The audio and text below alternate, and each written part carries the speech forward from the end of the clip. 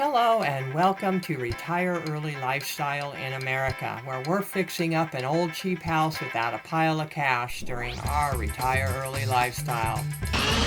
Yeah, so this is a far cry from sitting on the beach in Baja, Mexico.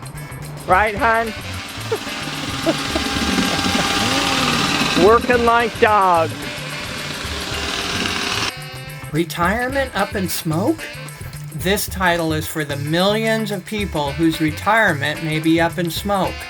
That's why we make these videos, for anyone who wants an insight or different perspective on life. So let's get started on the video, shall we? Let's talk about easy ways to not sweat this inflation we're having. Easy ways to outsmart the Joneses and outdo your non-frugal friends and family and literally have the abundance we require. Can we start with food? Do you have a favorite food? Has your favorite go-to food gone up in price? One of our favorite healthy foods to eat is eggs, just because they are nutritious and also versatile. They're the incredibly nutritious food that we eat almost every day. But have you noticed the prices creeping up on eggs? Good grief.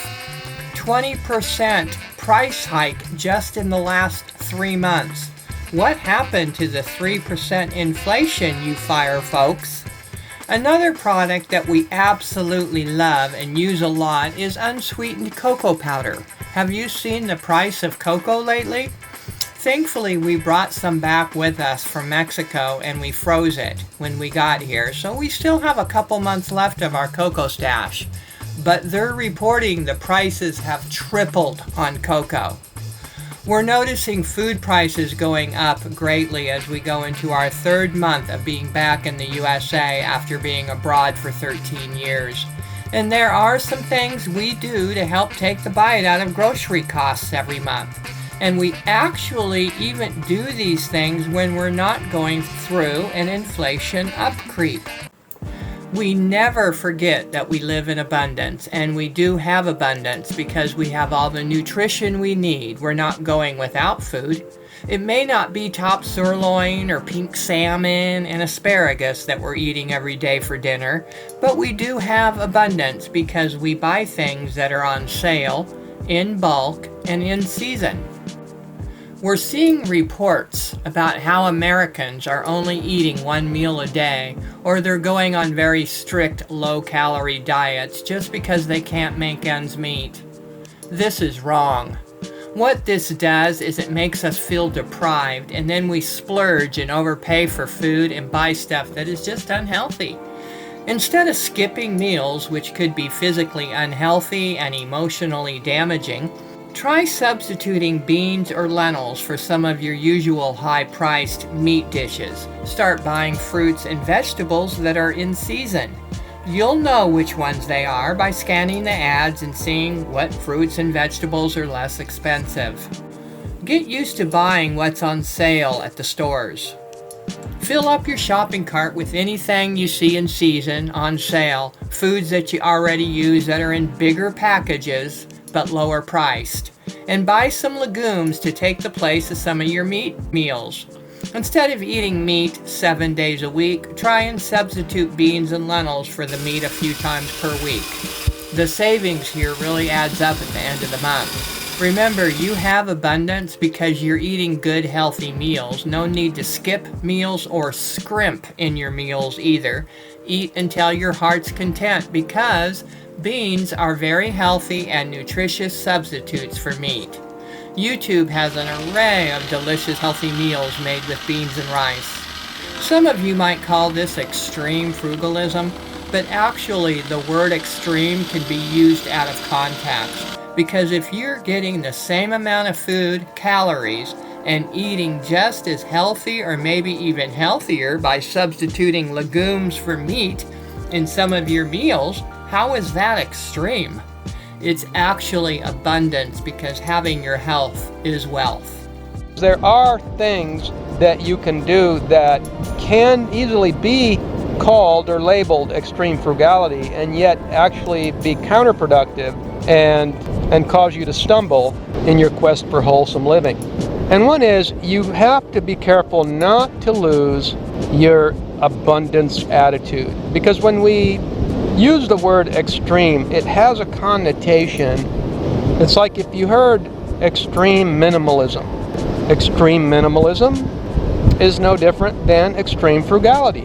The word extreme could give one a picture in their mind, an impression that things have to be all on one side, to the extreme, like a pH balance level that is on the extreme, or a temperature gauge that is on the extreme. You would expect it to either be at the boiling point or at the freezing point, but that's not the case with extreme frugality. So that when we employ any strategy that may come under the extreme frugality, the abundance attitude would be, instead of taking, not to single out food, but just as an example, with food, extreme frugality, it may seem like the right thing to do to get the cheapest food in order to qualify as extreme. But in the end, the cheapest food may be the most unhealthy food. It doesn't have to be, but in most cases, it is the most unhealthy food, and therefore in the long run, it ends up costing you your health, and therefore it becomes counterproductive. Our next secret for keeping grocery bills down is to make shopping a game by challenging yourself. Now, you can do this with anything in life: shopping for a car, shopping for clothing, furniture, or a new home. In this example, we're going to use the food shopping challenge. You heard that right. Challenge yourself when you go shopping. Here's how it works. Every time you go shopping, try and spend less on food than the previous grocery shopping run. Everyone likes a good challenge, right? Now, you can't buy less food. That would be cheating, and also a really bad idea.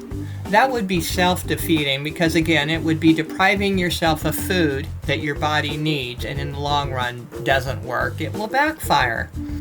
Here's an example. If you buy boxed potatoes, for an example, forget about it. Go and buy 10 pounds of potatoes instead. Not only is it much more food, but more nutritious. Next time you go shopping, you may not even have to buy more potatoes again. What this does is keeps you on your toes to look at value, such as price per pound, or by other weight measures, rather than just throwing meat and produce into the cart. We do this with almost everything we buy, even cheese. We don't always go for the cheapest either. It's about value, but it's also about buying the most nutritious and healthy food. Substitute chickpeas and lentils for chicken, for instance, for one of your meals. Or substitute a pound of black beans for a pound of beef in another meal. Again, some folks would think this is extreme and would rather just have the beef and chicken every night. But which is more extreme? To skip meals because the cost of meat has gone up, or to find healthy meat substitutes? Now we're talking abundance thinking. We can still eat meat more, but that comes after we become adept at shopping the sales and storing the abundance in our freezer. This is abundance. Eat all you want. Don't go hungry, and never skip meals. Just save money every month and know that you're staying healthy and satisfied. Healthy foods plus feeling satisfied after eating meals means abundance to us. Extreme frugality is not something that is only used by people at the lowest strata of economic level. I've known millionaires that use extreme frugality, and how they do it is they make it a game. For example, when things are on sale, I've seen people that turn their nose up because something's on sale. Well, I'll tell you what happened in the village here. A lot of stores nowadays, it's all computer algorithms as far as inventory and everything. And their computer algorithm or whatever told them to stock up on butter, and they raised the price on it. So the price went higher for the holidays.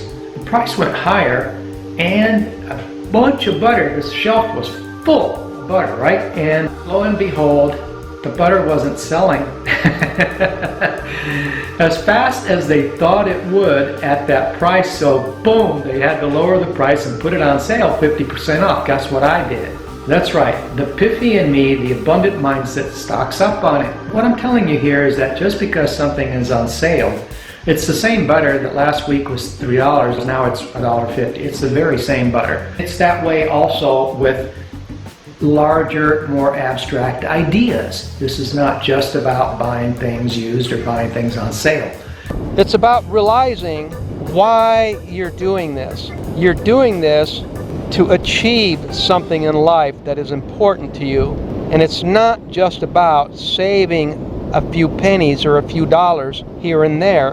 And when you make it a game, the focus comes off of the money and it becomes a challenge of something that you're trying to win at, because when you play a game, the idea is that you're trying to win a game. Like when you play Scrabble, you're trying to win, or Monopoly or what have you. And so what it does is it gives you the winner's attitude. And when you have the winner's attitude, guess what? You become a winner. Smart frugal living is a skill, there's no doubt about it. It takes doggedness and desire to actually save money on your cost of living. Some people think they will lose their standard of living if they start becoming more frugal.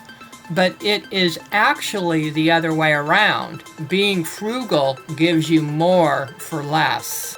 If we don't know or don't care about what our priorities are, we'll continue to follow the crowds, and believe me, the crowds are the folks that are dipping into their 401ks, working 2 jobs, and never can seem to get ahead in life. That's the crowd. And lastly, never forget about your possibilities and options in life. It's part of maintaining the skill of frugality. Yes, sometimes you'll have to go outside of the ways and habits that you have learned from childhood and do something different in your budget or finances so you can still maintain, or so you can feel that you can maintain, the abundant lifestyle. It's all about possibility thinking. Let's take clothes, for example. And this is just one example. Really, there is no need to skip on clothes, and really no one should be living with a closet with very little clothing in it. Everyone should be abundant in clothing just because of the American throwaway lifestyle. Clothes can be expensive, but we do have options. I can buy 4 name brand blouses for $4 a piece, and so for $16 I now have 4 new to me blouses in my closet, and it only costs me $16. So what if someone wore it once, twice, or even 3 times? If it is in good shape, no holes, no snags, no discoloring, and all the buttons are there, what's the problem? People go to hotels and use the same towels and bedding that who knows who was using it before you, so why gasp at buying used clothing? Silly. And what about going to restaurants? Didn't a bunch of other people eat off those dishes and utensils already? Let me ask you something. Let's say you buy a new shirt for $16 and you go home, take it out of the package and wear it. When does that shirt become used? The first time you wear it? The second time? The third time? I think the shirt becomes used the very first time you wear it and wash it. Now you have a used shirt for $16, and I have 4 new shirts to me for $16. Who has more abundance, me or you? And just for the record, this can be anything in life, not just food and clothing, as we'll see in this next story. Extreme frugal versus extreme debt. As you know, the same concept works with buying a house. Now, many of you may think we went the extreme frugal route to buy a house that needs so much work. But the thing is, we're living in the house while we fix it up and remodel it. The house has everything a more expensive house has. It's just old and kind of disheveled, but it has good bones. But hey, we're not paying an extreme mortgage or a horrendous rent. We didn't come back to America to go into debt, but to have and live the abundance lifestyle. We feel blessed and are blessed. There is no one that we need to impress but ourselves, and we did that a long time ago when we bought a fixer-upper the first time, with cash. We did all the work ourselves and sold it for twice what we paid for it 10 years later during a housing crash, no less. So we've been there and done that, and now we're retired and enjoying fixing up this old house. And we want you to come along, and we hope you will come along with us to watch the progress and give us your suggestions. Thank you for watching and being here today. Be blessed.